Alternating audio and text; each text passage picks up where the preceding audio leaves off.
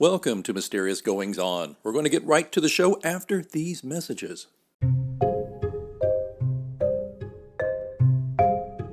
This is E.J. Findorf, author of Blood Parish, and you're listening to The Mysterious Goings On.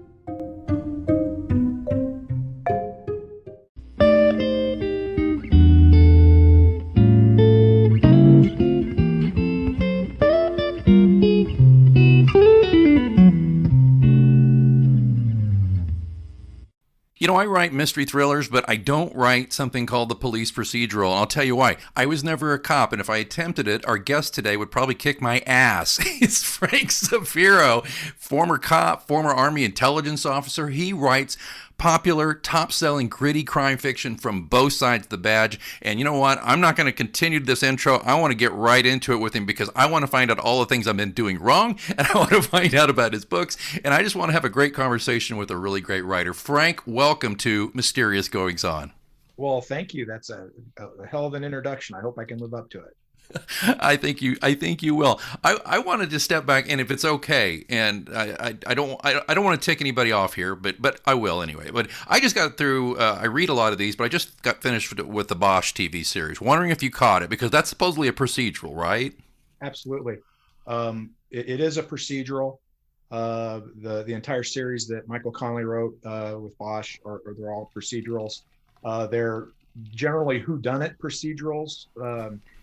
Some people sometimes I'll write whodunit, sometimes I'll write howdunnits. In other words, you already know who the bad guy is, but it's about how and if they get caught.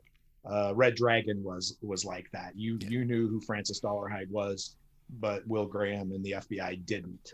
Thomas Harris, great book. Yeah. And I still prefer the Michael Mann adaptation, Manhunter, for that. 100%, brother, 100%. Well, the reason I wanted to bring that up just is because I think that way, if people don't know what a procedural is, a lot of our listeners have probably watched that. I don't do it, until I go, oh, well, that's great. Let's talk about some other author. But I think it's a nice example of a procedural in your opinion too, right? Yeah, I mean, and that one focuses primarily on one character. There are also ensemble cast sort of procedurals that maybe think like Hill Street Blues or NYPD Blue or something along those lines. Southland was kind of like that as well. So yeah, those are definitely procedurals. I think Bosch is a great show. I haven't started the final season that just dropped just yet. It's high up in my queue, but I discovered Justified, and I'm kind of on a tear there. My all-time favorite, dude. Oh man, isn't Justified just a blast? It really is, and it was recommended to me by a lot of my writer friends, my crime writer friends, Eric Beatner in particular. And I went to watch it, and I watched the first episode, and I dug it. And when I went back about a week later to kind of start in earnest with some binging, it had moved to Hulu, and I didn't have Hulu at the time. And so we just got Hulu for Handmaid's Tale, and sticking with it for quite a while now because Justified is pretty much rocking my crime world at the moment. I love Justified so much. In fact, I know by osmosis aspects of it has found its way into my own work. Probably not Bosch though, because as I said in the intro, I'm not a procedural writer, and I'd love to hear, knowing that you were not just a patrol officer, but you were a detective, and then you were a sergeant and a captain. I mean, you've been through the ranks literally here of police work, and I'm curious, how about this? We've just thrown out some great pop culture references to the procedural. What's your feeling on the state of the police procedural? Are writers by and large getting it right as a former police officer, or are they getting it wrong, but it's okay because it's in service of the dramatics and the good story? Yeah, some of both, I would say. There are some writers that just nail it. I mean, Bruce Robert Coffin is one of the best, maybe of writers you may or may not have heard of. I'm reading the first novel by a friend of mine named Mark Bergen, called Apprehension. And if people want a very procedural heavy, uh, get it right sort of book, this one is bang on for that. And that's not to say it gets mired down in the details. It doesn't at all. But it's a book that a hardcore procedural lover who really cares about getting deep into the details could love. And yet, if that's not your thing, it's not going to weigh you down as you go through it. But you're right. I think it's all about tending to the story. And if you're not out and out wrong with a detail, if you have a detective lieutenant in a small town doing, you could be off, right? I mean, you could have stuff that are my pet peeves sometimes that irritate me, maybe that would never happen, or that's totally wrong. Well, law enforcement isn't a monolithic thing, for starters. I mean, policing in Los Angeles versus New York versus New Orleans versus Mississippi versus Spokane, Washington, where I had my career, there's some commonalities, but there's a lot of differences. So to say this is the only way something could be done, or that's wrong because we didn't do it that way, that's just not accurate. Now, I mean, there are some mistakes that you just don't want to ever see, but I think you really hit on something. Is it helping to tell the story? Because the story is the most important thing. Right. Well, the thing I think about, and speaking of Bosch, and I'm not going to give it away, but I think we can assume this, and it's probably in the past few years, because I just literally 3 days ago finished the series, and I'm going to miss that one terribly, although apparently there may be something later. But the thing where Bosch or one of his people, they get into a shootout and they kill somebody, but they're back at work the next day, right? Yeah, that never happens, right? Oh, yeah. Yeah, that's completely unrealistic today, and actually has been for, 2 or 3 decades at least. Generally, when somebody's involved in a critical incident like that, there is a mandatory period of what we used to call administrative leave, and it's paid. There's no assumption of wrongdoing, but you were involved in a shooting or another type of critical incident, and while it's being investigated, or at least until the preliminary investigation is complete, you're on administrative leave. And so some of that is to take somebody off the street who, just did something that we have to determine, at least preliminarily, if this is looking like it might go right or go wrong. And the other piece to it, at least the first 72 hours, is a little bit of a chance for the involved officer to recover, essentially, to defrag from what happened. And because police officers are human beings, they are affected by what happens, and that's one thing that isn't always shown very well in TV and movies. Either officers are completely devastated in a way that derails their life and their career, so it's like a nuclear bomb of an impact, right, or it doesn't affect them at all. And the reality is, obviously, in between, some people are pretty severely affected, but everybody is impacted to some degree, and it can have a lingering impact. I mean, post-traumatic stress is real for everybody, and public safety folks, police officers, firefighters, medical people who deal in emergency response, or the emergency room. They encounter a lot of instances where post-traumatic stress could occur from that. I mean, it's good candidates for experiencing that. So, but you wouldn't have much of a story if the story went, chapter 1, get in a shooting, chapter 2, stay at home for 3 days to be interviewed, and then be off for 2 weeks while they clear you, right, or at least preliminarily clear you. I mean, that'd be, a boring story. And so there's harkening back to what you said about the license to tell the story. I guess they could have a couple of paragraphs saying, and Sergeant Stevenson ate some donuts and watched a lot of Netflix. I mean, for 3 days or something, But yeah, but that's boring, and that doesn't keep the story moving, particularly in a movie or a TV show, because people want it to keep going. I guess you could in a book, right, Frank? I mean, you could easily do that and maybe explore that. And I appreciate what you said too. This is interesting. My brother's a first responder. My nephew's a first responder, and then I have a lot of medical folks in my family. But one thing I learned in my research, because my character in my series has PTSD, and in actuality, the people I interviewed interviewed said, actually, most people think you have to wear a uniform to have post-traumatic stress, which is not true at all. He said the vast majority of people who have PTSD that he's treated, at least, he said, childhood trauma, or domestic trauma, which is a stunning thing to think about. That's not to diminish that people in uniforms obviously get it, right? We all know that, but I think it's something that I don't think the average Joe knows. And I heard something from a Medal of Honor winner, actually, who is now involved a lot in this post-traumatic stress, particularly with veterans, different programs to help with that.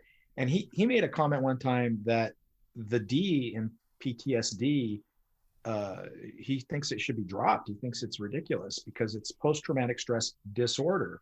And he said there's nothing, it's not a disorder to react to some of the things that these soldiers, in his case, have seen in the way that they're reacting. To be devastated by what occurred is not a disorder. It's actually a very rational, human, regular, normal reaction. Right. And so, I mean, I realize the medical field calls it a disorder because of the impact that it's having on you being able to live your everyday life.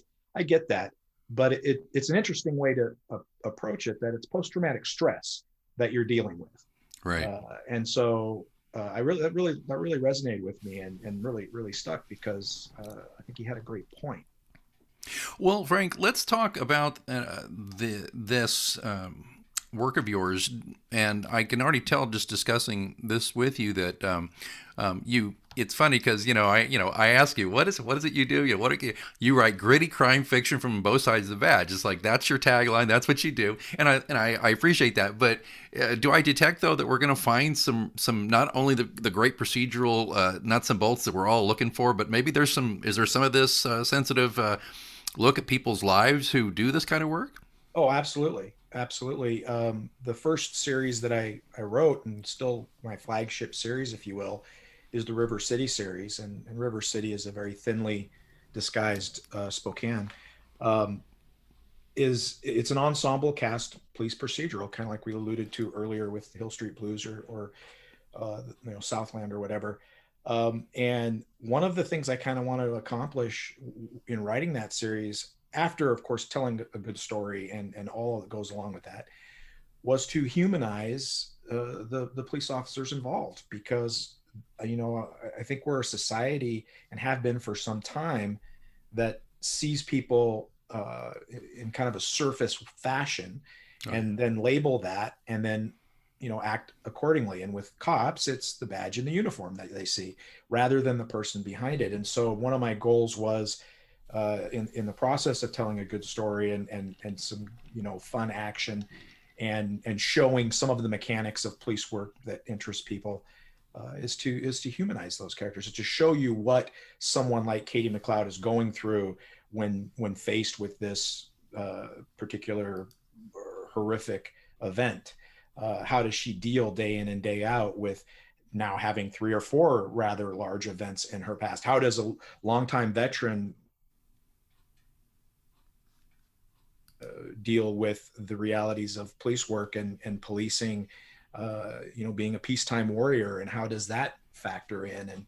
And just really bringing home the idea that these are people who are dealing with real situations that can and do occur, and are reacting in a very human way. And my hope is people read that and maybe they look at, the next cop they run into and remember it's not a badge, a uniform, and a gun belt. It's a person behind all that.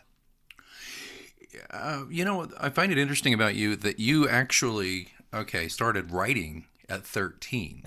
And you actually started working on, I believe, correct me if I'm wrong, of course, your first book at that age. Now, last I checked, you were not a cop at age 13. So I'm curious, is this just something you were born to? Did you come from a police officer background family? Tell me how we got from 13 starting there and having this wonderful career in law enforcement and in military intelligence, and then got to today. I did know I wanted to write from the time I was 13 and started writing very derivative stuff early on. I've been there. I'm sure you can relate. And I grew up on fantasy and science fiction, so a lot of what I wrote was related to that. And I wrote when I was in the military. I didn't really write any military fiction, a little bit, but very little. And the first book I started writing was the terrible quasi autobiographical dreck that every writer writes at some time and that will never see the light of day. Right. And that I'm incredibly grateful to the 2 or 3 mentors who actually took it seriously and gave me feedback back when I was, 17, 18, 19 years old. It wasn't until after I came on the job, I did a 5-year stint in the military, and then I came on the job in 1993, and started experiencing that my writing focus started shifting more towards crime fiction. And so I wrote the first draft of my first book a couple of years into my law enforcement career. But then it sat for about 8 years while I was busy going back to school. I got my history degree full time while I was working, and that took up a lot of time. And then I was writing police reports and learning a new job every year and a half or so. And so it really wasn't until about 2004 that things had kind of settled to a point where I could re-engage with fiction. And by that point, I was 11 years on the job, and so it was almost exclusively crime fiction that came out, probably 80%. And it just, took off from there. Guess you never ran out of, triggers for material, I would imagine.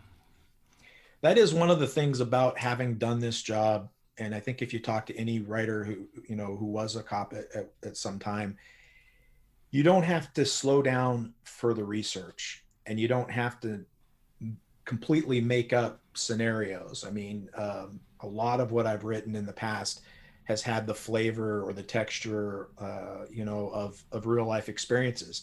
And I've stolen a few straight up lines that people have used, and always giving credit and getting permission where necessary. But I mean, I've been careful to make sure everything's fictionalized, and 99% of it never happened in any shape or form. But the texture of it, the feel of it, the sound of it, all of that informed it. And I don't have to go to the internet to try to figure out, whether or not, something about a gun or a procedure or am I understanding the rank structure of a police department correctly? Because these were things I just knew from having been around them for 20 years.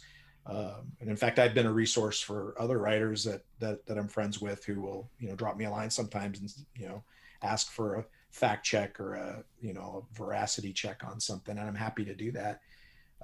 So it certainly is an advantage. I mean, that's true of anybody in any field. If you were a musician for 20 years and you're writing, a book that is heavily, involved in music, you don't have to stop and learn music theory. Right. You got that knocked. And so I think that's what they mean when they say, write what you know, because right.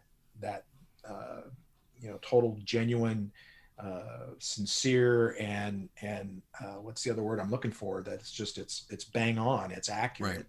Right. It really shines through if it's something that you're very familiar with. The verisimilitude is important. There you go. Yeah. And that's the thing. And I agree with you.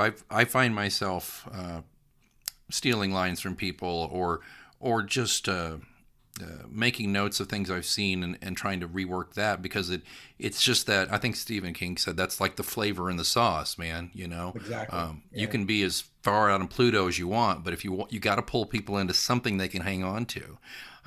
So I like that. And I've got them written down, and I think, a few of them still pretty good chunk of a few, but the danger is you can't shoehorn them in, Right. I mean, right. I had a couple of really great lines and I sat on them for, let's see. I retired in 2013, sometime in 2012 or 2013, a detective that's a pretty funny guy named Ben Estes gave me a line. And I think the book that I used it in finally was published in 2018. And I'll tell you the line, because I think he's hilarious, this guy. And I reworked it a little bit for the book, but he was a detective and he worked in major crimes, and he was kind of dismissive of people dressing like slobs. They're wearing their khakis and their golf shirts, and which was perfectly, or polo shirts, which is perfectly acceptable for casual business casual, but he had disdain for that. He wore suits and dressed up and thought detectives should do that. And he just shook his head one day and looked around at the bullpen and told everybody there that the days were over of people dressing like substitute teachers and first year realtors. And I thought that was such a good line. So I threw it in the mouth of a lieutenant, bitching off of the two detectives, because each one fit one of those particular descriptions. But I mean, I sat on that for 5 years. It was such a good line. And I've got a bunch of them like that, but you can't shoehorn it in. I mean, it had to fit to get used. Okay, I got to ask this because I so rarely get to speak to an esteemed procedural writer in particular. Okay, the tropes. Okay, there's one I've got to ask. So, did you at any time, and did you as a captain become the boss who has no first gear? It's all third gear and shouting at the policemen that work for him or her. That is a trope, and it was actually completely deconstructed really well by Mike Myers in How I Married an Axe Murderer. I Married an Axe Murderer. Yeah, his friend's a police detective, and the captain is super nice to him, and he's always trying to talk him into yelling at him. What's that actor's name that plays the captain? I always Alan something, I think is his name. Was it Alan Arkin? It was Alan Arkin. Yeah. And he it's pretty funny. I'm guilty of that trope. I have a couple of different times but when you've written 30 plus books, I guess you can be forgiven if something seeps in once or twice. I was never that captain. I was very consciously never that captain. And it doesn't mean you don't have to chew somebody's ass once in a while, but yelling at people really doesn't work very well. Talking to them does.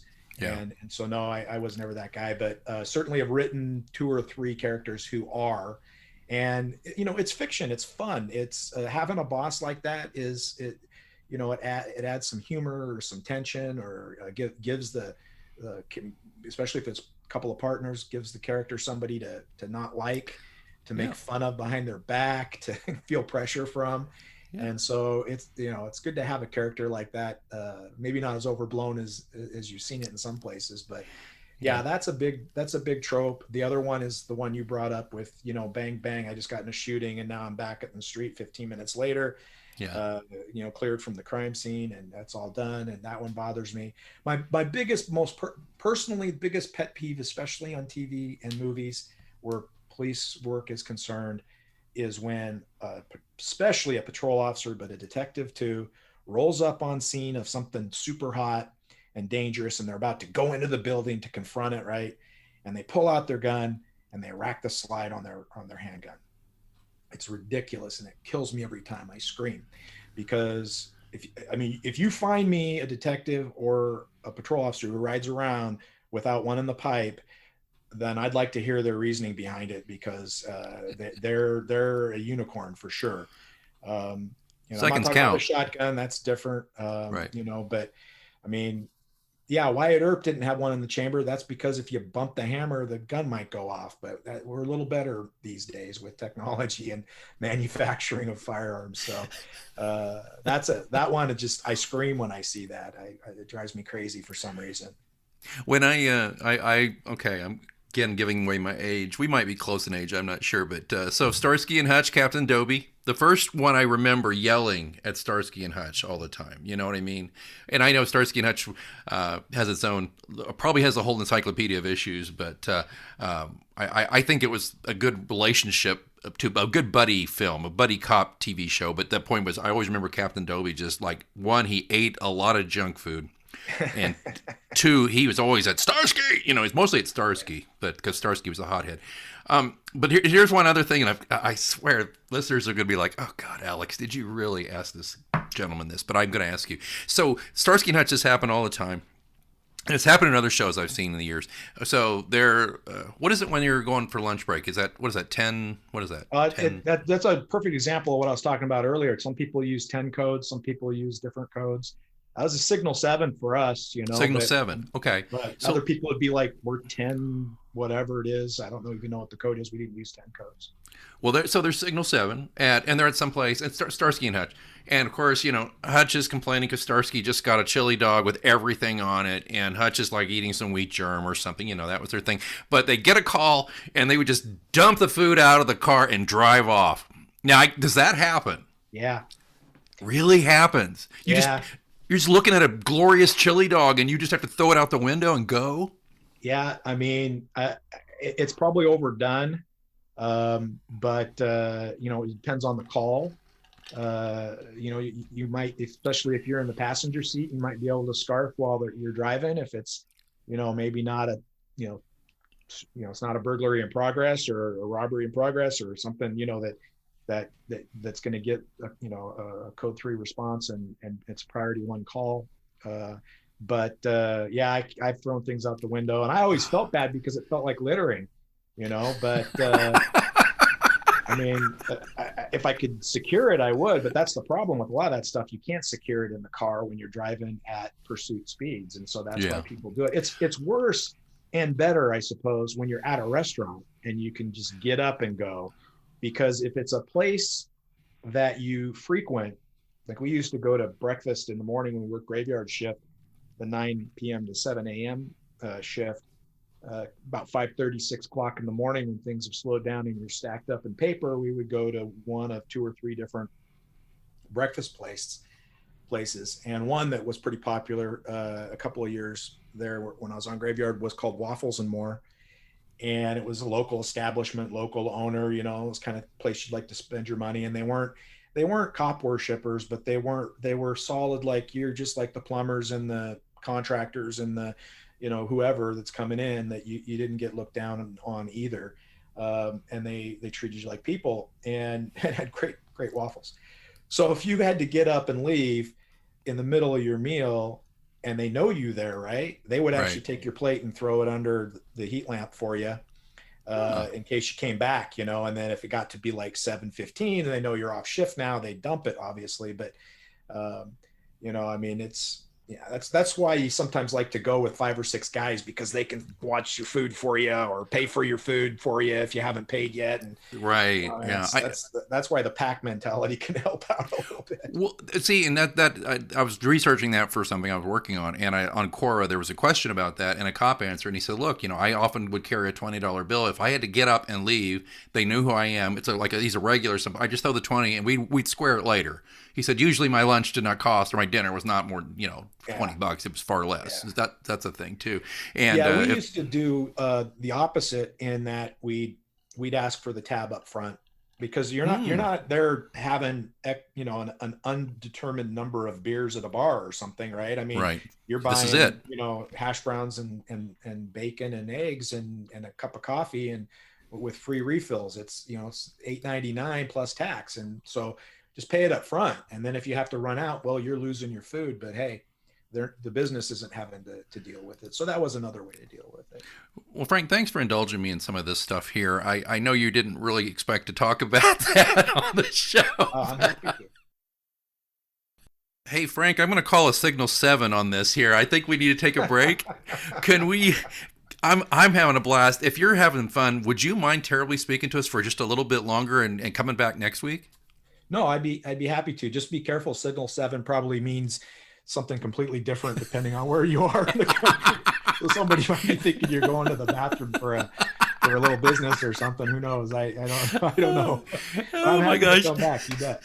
And folks, in the meantime, before next week, be sure to visit mgopod.com for the show notes here, where you'll find links to Frank's work. You'll find a link to his website, which is frankzafiro.com. You're going to find the whole thing. But don't forget to come back, folks. Make sure you subscribe to the show wherever you get your pods, and it'll just turn up next week when Frank returns for some more enlightening conversation about police procedurals and writing and a lot more.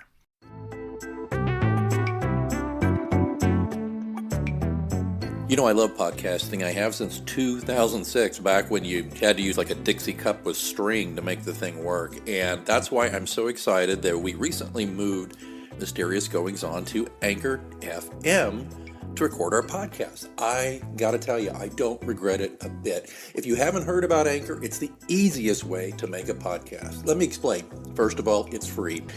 There's creation tools that allow you to record and edit your podcast right from your phone or computer. Anchor will distribute your podcast for you so it can be heard on Spotify, Apple Podcasts, and many more. And you can make money from your podcast with no minimum listenership. It's everything you need to make a podcast all in one place. Not going to lie to you, when I first heard about Anchor, I was a little dubious because I've been doing it the hard way for so long. But I gotta tell you, it's very easy. Use a Stripe account, get sponsors. You're not paying monthly hosting fees. The sound quality is great. The distribution is phenomenal. Friends, download the free Anchor app today if you want to start your own podcast, or go to anchor.fm to get started. Remember, you heard it here first on Mysterious Goings On.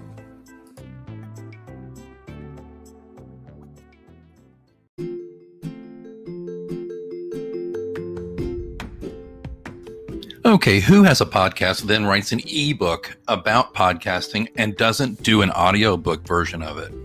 Well, not me. I've done that.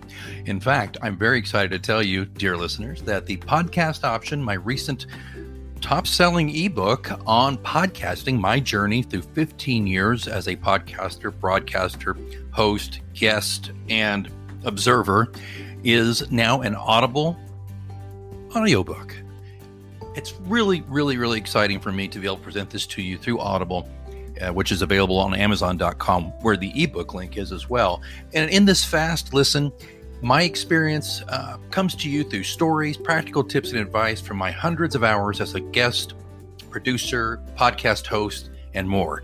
And the podcast option, if I say so myself, is mandatory listening for those new to podcasting, and it should be a welcome addition to veteran podcasters' library. So check out the podcast option, read by yours truly, Alex Greenwood, or as they say there, the J. Alexander Greenwood, because that's my pen name, and that's a long story, which if you dig through my podcast, eventually you'll find out what that means. But the point being today, the podcast option is available now as an Audible audiobook. I've got a link in the show notes to make it easy for you. Please do me a favor, go get that audiobook, or if audiobooks aren't your bag, there's also a link for you to get it as an ebook. Again, the podcast option. I certainly hope you will choose it.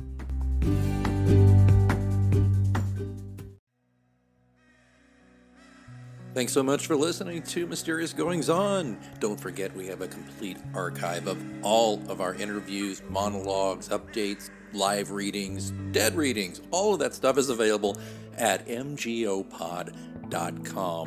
And of course, don't forget to subscribe to us so you never miss an episode. We're on Apple Podcasts, Spotify, all the usual suspects. Please join us there. Again, don't forget, mgopod.com also has links where to find me on social media and how to get in touch in case you want to be a guest here on the show. Well, I think it's time that I move on for this week, but until next time, keep reading.